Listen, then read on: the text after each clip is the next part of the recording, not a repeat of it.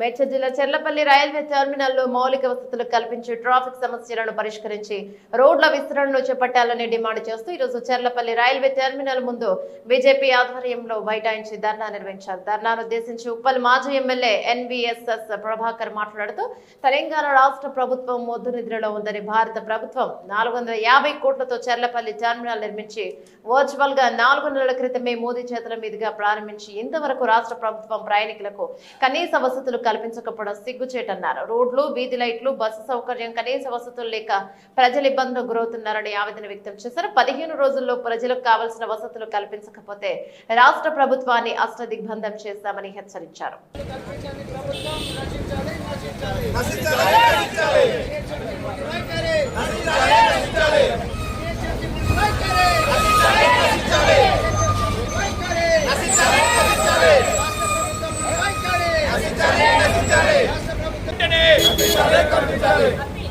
ప్రభాకర్ గారి నాయకత్వం, ప్రభాకర్ గారి నాయకత్వం.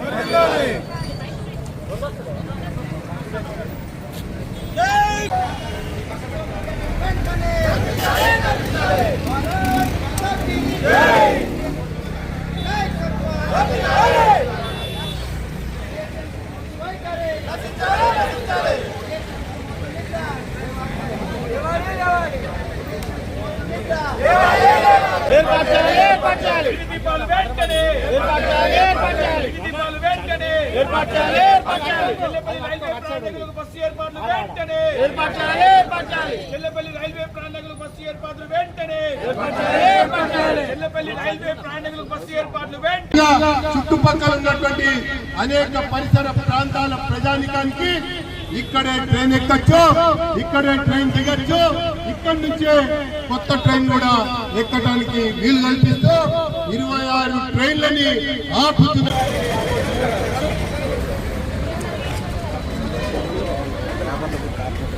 భారత్ మాతా కీ ఎన్వీ ప్రభాకర్ నగర్ నాయకత్వం, వివిధ ప్రాంతాల నుంచి వివిధ ప్రయాణికుల బస్సు ఏర్పాట్లు వెంటనే